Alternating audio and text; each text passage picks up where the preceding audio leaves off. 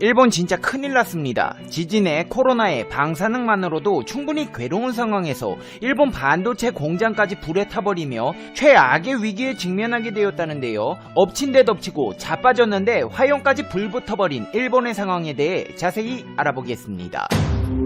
페페TV 팩트 체크.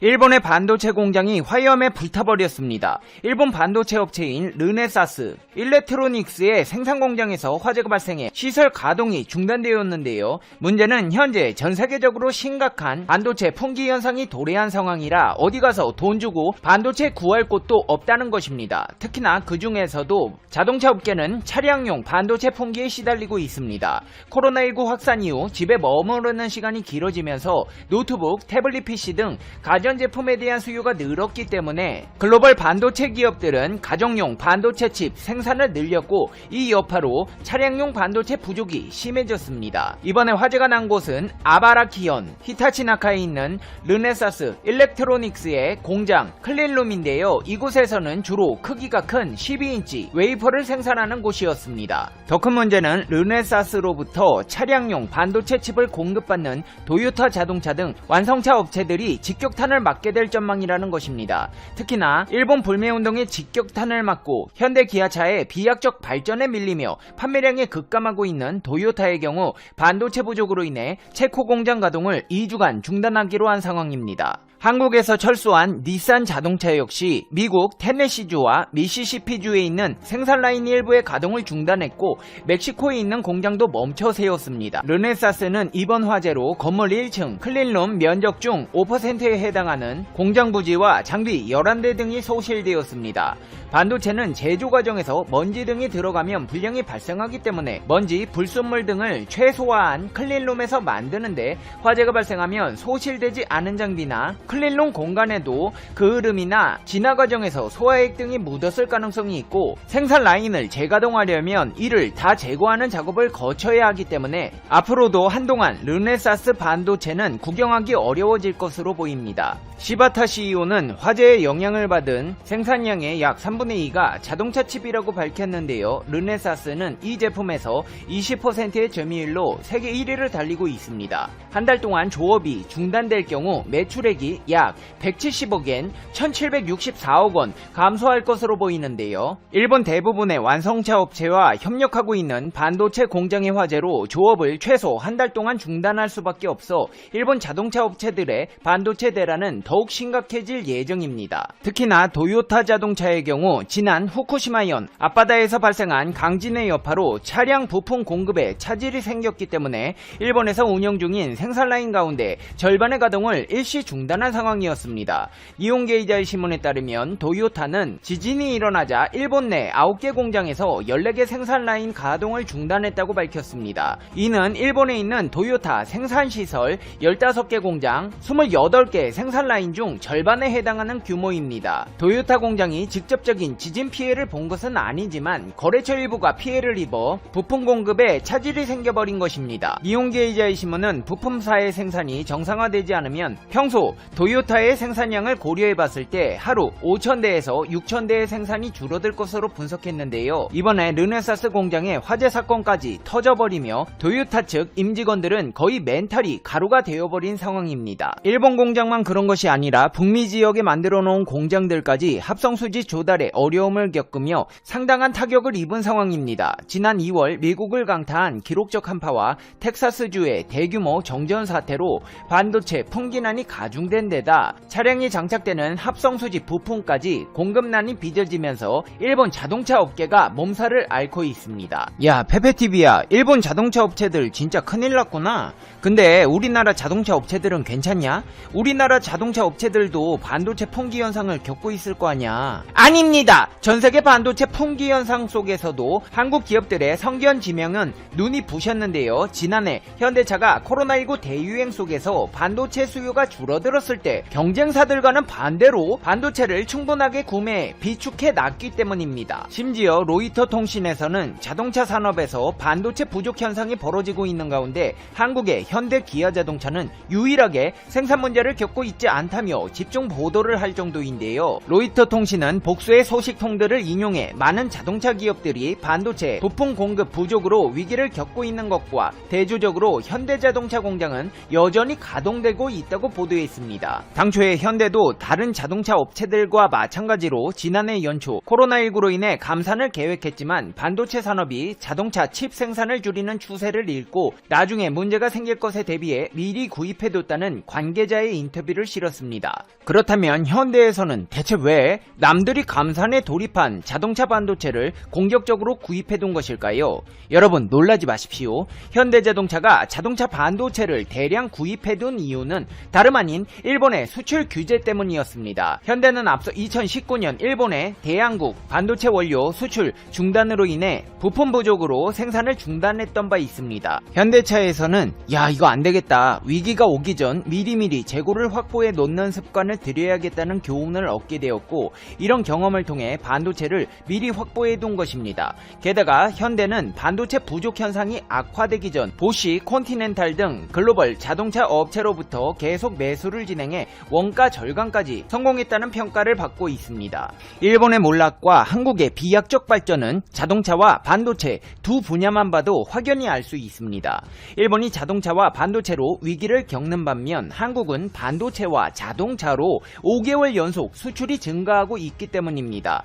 이달 들어 20일까지 수출 금액이 전년 동기 대비 12.5% 증가했습니다. 이런 흐름이면 수출 연속 증가 기록이 5개월로 늘어날 가능성이 높습니다. 최근에 이런 수출 호조는 반도체와 승용차가 주도하고 있습니다. 이달 1일부터 20일 반도체 수출은 13.6% 증가했습니다. 자동차는 13% 늘었습니다. 반도체와 자동차는 지난달에도 각각 13.2%, 47% 수출이 늘었습니다. 반도체는 비대면 경제 활성화로 PC와 데이터 센터 등의 중심으로 수요가 확대되고 있고, 자동차는 SUV와 전기차 등 해외 판매가 호조를 보이고 있습니다. 더군다나 대한민국의 이러한 기록들이 통쾌하게 느껴지는 이유는 일본 정부가 반도체 디스플레이 소재 수출 규제를 시행한 관련 기업들의 영업이익이 2배 이상 뛰는 등 실적을 큰 폭으로 개선한 것으로 나와 큰 웃음을 주고 있기 때문입니다. 한국의 반도체 사업에 씨를 말리겠다던 일본 정부의 포부가 무색할 정도로 대한민국의 반도체 기업들은 그 어느 때보다 잘 나가고 있습니다. 물 들어올 때 노저우라는 말이 있듯이 한국 반도체 협회는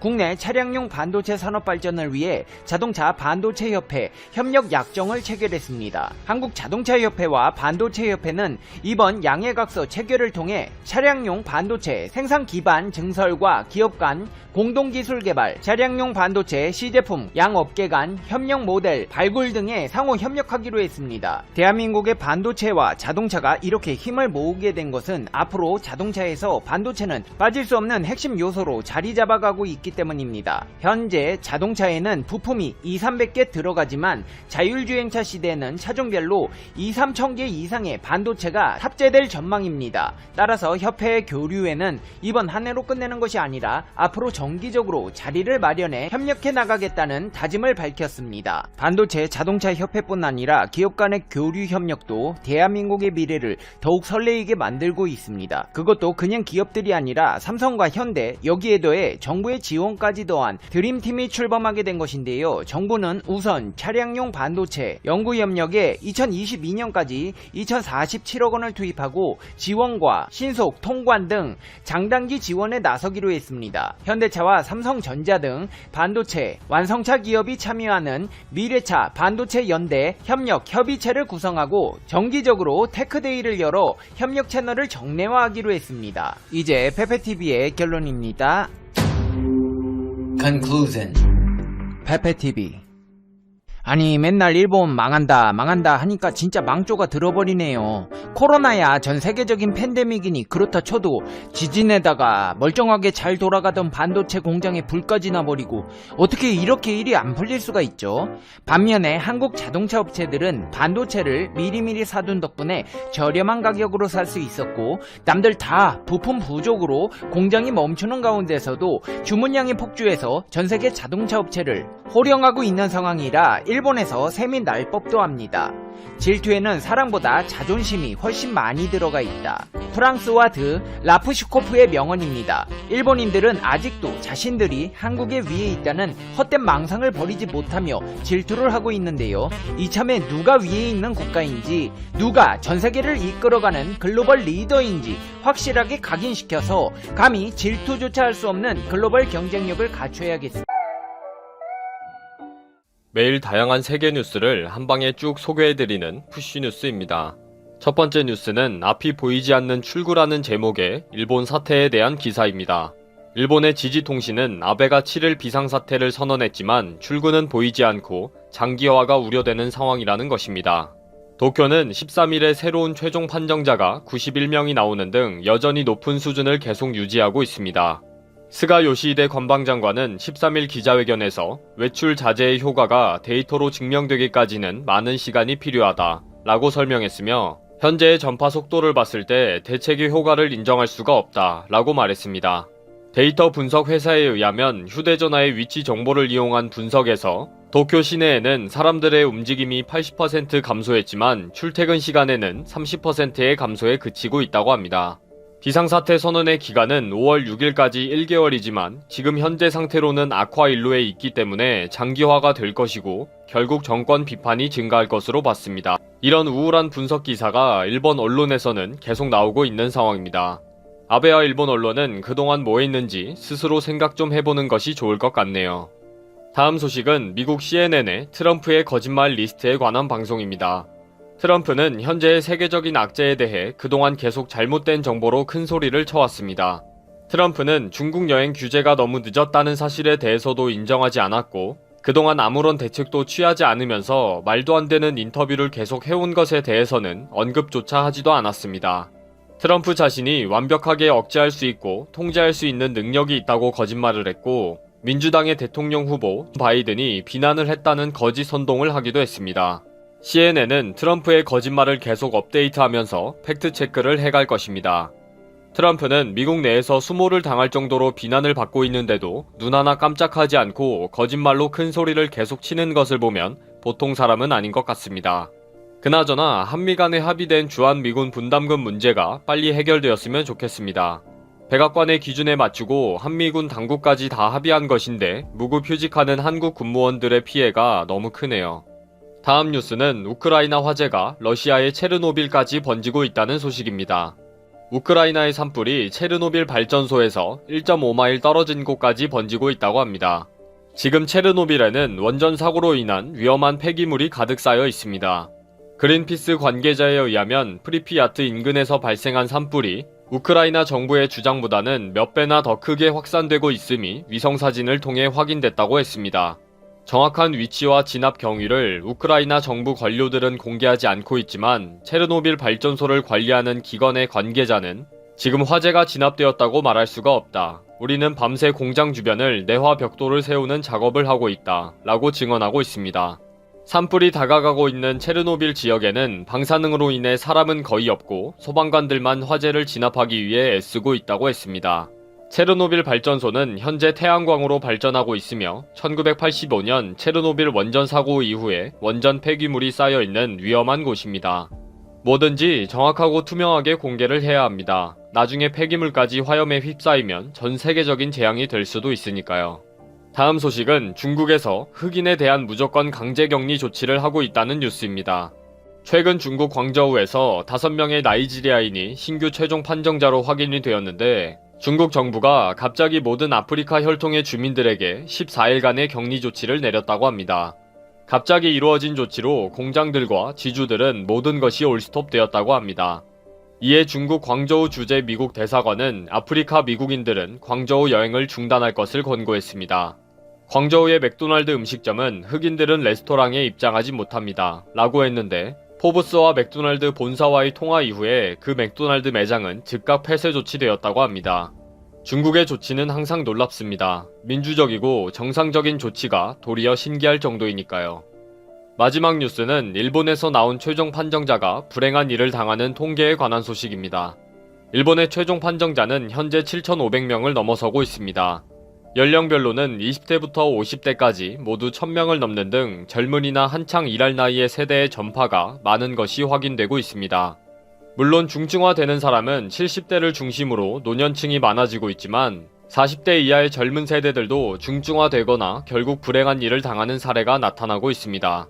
비상사태가 선언이 되었지만 후생 노동성은 체계적인 의료 방역 대책이 미흡한 상황입니다. 앞이 전혀 보이지 않는 상황이기 때문에 섣불리 어느 한 측면에 치우치는 방역 대책을 세울 수도 없는 형편입니다. 일본의 상황이 갈수록 최악으로 치닫고 있습니다. 게다가 젊은이들이 불행하게도 안타까운 일을 당하는 사례가 많아지고 있습니다. 일본의 미래를 책임질 노동 인력이기 때문에 일본 내부에서도 심각하게 고민을 하고 있습니다.